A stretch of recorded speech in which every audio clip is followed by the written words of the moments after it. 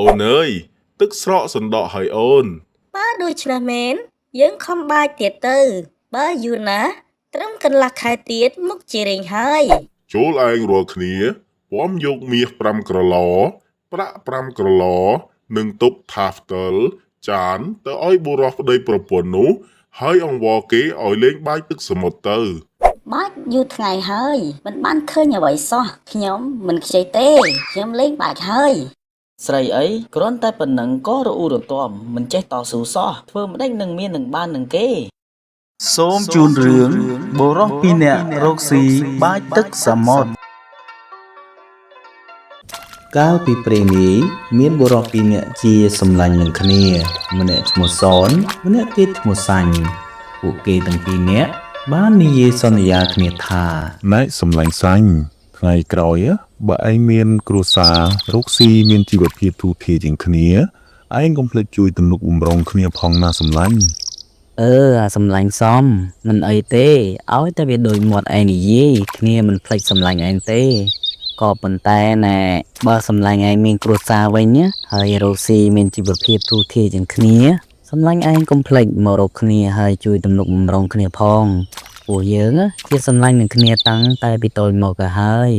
ក្រោយនិយាយសន្យាគ្នាចប់ហើយបុរសទាំងពីរក៏លាគ្នាចាក់ចេញទៅផ្ទះរៀងខ្លួនបាត់ទៅលុះសន្យានឹងគ្នាបន្តិចយូរទៅសំនិងសាញ់ក៏មានប្រពន្ធរៀងខ្លួនដោយសំមានប្រពន្ធជាស្រីក្រប្លាក់ចំណែកឯសាញ់មានប្រពន្ធជាស្រីខាត់លាក់វេលាយប់ចូលដំណេកសំដែលមានប្រពន្ធជាស្រីក្រប្លាក់នោះបាននិយាយគិតគ្នានឹងប្រពន្ធថាណែអូនសម្លាញ់តាំងពីបងបានអូនមកពួកយើងមិនដឹងថារកស៊ីអ្វីនឹងឲ្យឆាប់មាននឹងគេរាល់តែថ្ងៃនេះយើងរកព្រឹកខ្វះល្ងាចរកល្ងាចក៏ខ្វះព្រឹកថ្ងៃណាស្ទើរតែគ្មានឲ្យហូបទៀតផងមែនហើយបងសម្លាញ់សប្តាហ៍ថ្ងៃនេះយើងពិតជាលំបាកខ្លាំងណាស់អូនធ្វើតាមបងទាំងអស់មិនថាបងប្រើឲ្យអូនត្បាញរវៃលក់ដូរអូនព្រមទទួលតាមបងមិនឲ្យបងទើសចិត្តនឹងអូនទេលុះយប់ក្រោយមកទៀតពេលចូលដំណេកសំបាននិយាយទៅប្រពន្ធថាអូនអើយបងគិតឃើញរបរមួយមុខហើយបើបានដោយការគិតរបស់បងនោះមាសប្រាក់ផ្តិលកែវកងទុកថាបានមកដោយងាយហាបងគិតក៏ងាយម្លេះហើយរបរអ្វីទៅបងប្រាប់អូនមកជាច្រើនឆ្នាំមកនេះនៅក្នុងសមុទ្រមានសំពើអ្នកជំនួញគ្រប់ប្រភេទខ្លះសុខសប្បាយខ្លះលិចលង់របស់ទ្រព្យសព្វសារពើមានមាសប្រាក់កប់នៅបាតសមុទ្រនោះច្រើនណាស់យើងគិតនាំគ្នាទៅបាញ់ទឹកសមុទ្រនោះឲ្យរីងក្រអ្វីមាសប្រាក់នឹងរបស់គ្រប់មុខនោះបើបានត្រីទូចធំទៀតយើងធ្វើងៀតធ្វើប្រហុកផ្អកហើយព្រឹកប្រហៀមនេះអូនឯងដាំបាយដួសដាក់កញ្ជើណែកុំភ្លេចម្លូស្លាបារីបងផងយើងទៅបាយទឹកសមុទ្រឲ្យរីងទាំងអស់គ្នាប្រពន្ធកាលបើឮប្តីប្រាប់ចប់សពគ្រប់ហើយក៏ធ្វើតាមបង្គាប់មិនឲ្យទាស់មួយនោះទេលុះព្រឹកឡើងរៀបគ្រប់ប្រដាប់រួចក៏នាំគ្នាទៅមាត់សមុទ្រហើយទុកដាក់បាយម្ហូបចំណីដោយស្រួលទៅប្តីកាន់កញ្ជើមួយប្រពន្ធកាន់កញ្ជើមួយខំបាយទឹកសមុទ្រឡើងមកលើគោកបាយទាល់តែដល់ពេលបាយទើបឈប់បរិភោគលុះបរិភោគបាយរួចនាំប្តីប្រពន្ធបាយទៀតរហូតដល់ល្ងាចទើបត្រឡប់ទៅផ្ទះព្រឹកឡើងនាំគ្នាទៅបាយទៀតទាល់ល្ងាចទើបនាំគ្នាមកផ្ទះវិញបាយបានចំនួន5ថ្ងៃប្តីក៏ឈរបាំងដៃមើលទឹកសមុទ្រហើយនិយាយទៅកាន់ប្រពន្ធថាអូនអើយទឹកស្រកសណ្ដក់ហើយអូនបើដូច្នេះមែនយើងខំបាចទៀតទៅបើយូរណាស់ត្រឹមកន្លះខែទៀតមុខជារៀងហើយយើងចាប់យកត្រីតូចធំវះធ្វើងៀតផ្អកប្រហុកថ្លឹងយកប្រាក់មួយទៀតយើងត្រូវរកកាយយកប្រាក់មាសទុកថាសចានក្បាលដ៏មានតម្លៃក្នុងសំពៅទាំងប៉ុន្មានដែលលិចលង់មកយូរឆ្នាំនោះមិនដឹងជាយកទៅណាអស់ទេបងថាហើយដល់ល្ងាចនាំគ្នាត្រឡប់មកផ្ទះវិញព្រឹកឡើងនាំគ្នាទៅបាយទៀតហើយនិយាយតែពាក្យដដែលដូចថ្ងៃមុនវងមច្ឆាក្នុងសមុទ្រស្ដាប់ឮដំណើរចប់សពគ្រប់ហើយ ភ័យបារម្ភណាស់ជំនុំគ្នាថា យើងមុខជាស្លាប់ម្ដងនឹងហើយគួរតែយើងនាំគ្នាទៅទូស្ដេចត្រីអន្សាសមុទ្រទៅរស់ជីវិត មែនហើយតោះយើងឆាប់ឡើងគិតហើយនាំគ្នាមុជហែលទៅដល់ស្ដេចត្រីទូលតាមដំណើរដែលបុរសប្តីប្រពន្ធមកបាចទឹកសមុទ្រនោះស្ដេចត្រីដឹងហើយបង្គាប់ត្រីទាំងប៉ុន្មានដែលទទួលនោះថា ចូលឯងរាល់គ្នាពំយកមាស5ក្រឡប្រាក់5ក្រឡនិងទុកថាផ្ទលចានទៅឲ្យបុរសប្តីប្រពន្ធនោះហើយអង្វរគេឲ្យលេងបាចទឹកសមុទ្រទៅ ត្រីទាំងនោះក៏ពំយកវត្ថុគ្រប់ចំនួនតាមស្ដេចត្រីបង្គាប់រួចនាំគ្នាពំហាលមកដល់បុរសប្តីប្រពន្ធសុំអង្វរឲ្យលេងបាចទឹកសមុទ្រត្រីទាំងនោះក៏ហាមាត់ខ្ជាក់ក្រឡមាសប្រាក់ទុកថាផ្ទលចានឲ្យបុរសប្តីប្រពន្ធ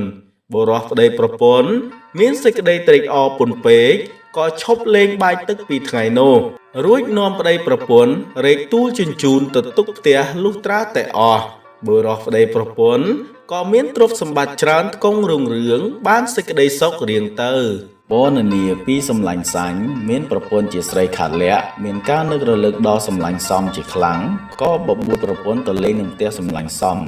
ណែអូនបងដូចជាច្រឡំផ្ទះហើយផ្ទះសម្លាញ់បងពីមុនដំបូលស្លឹកជញ្ជាំងស្លឹកចុះហេតុម្ដេចឥឡូវនេះផ្ទះនេះធំខ្លាំងណាស់មើលទៅដូចជាផ្ទះសេដ្ឋីអញ្ចឹងបងគិតថាយើងច្រឡំផ្ទះហើយចាបងសាកសួរគេលើមើលព្រោះមានមនុស្សនៅក្នុងផ្ទះនោះទេតើបងតោះយើងទៅសួរគេសាកមើល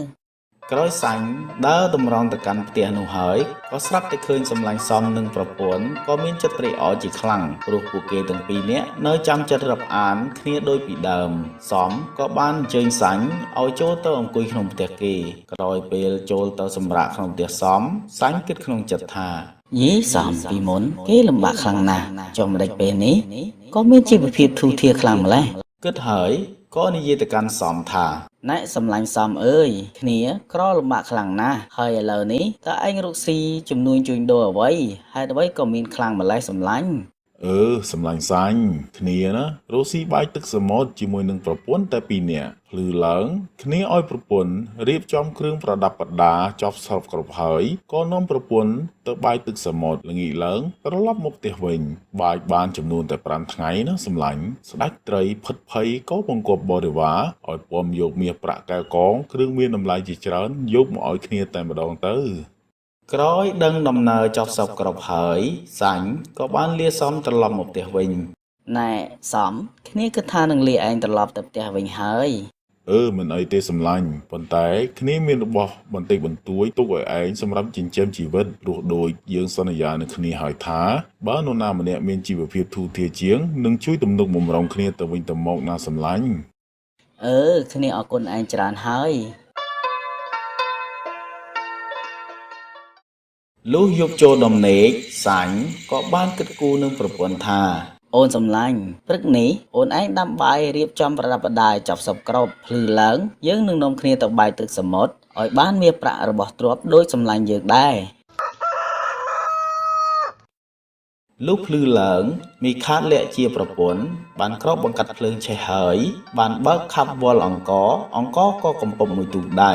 យកអង្គទៅលាងក៏កំពប់មួយទូកដៃទៀតច្រកអង្គទៅក្នុងឆ្នាំងហើយក៏កំពប់ទៀតលុះបាយពុះជាប់ក៏កំពប់ទៀតច្រកអង្គចំនួនល្មមឆ្អិនពេញឆ្នាំងបាយនៅតែកន្លះឆ្នាំងទាល់តែថ្ងៃណាស់ហើយទើបដួសដាក់កញ្ជើហើយបណ្ដើប្តីប្រពន្ធទៅបាចទឹកសមុទ្របាចទាំងខឹងផងនិងជាផង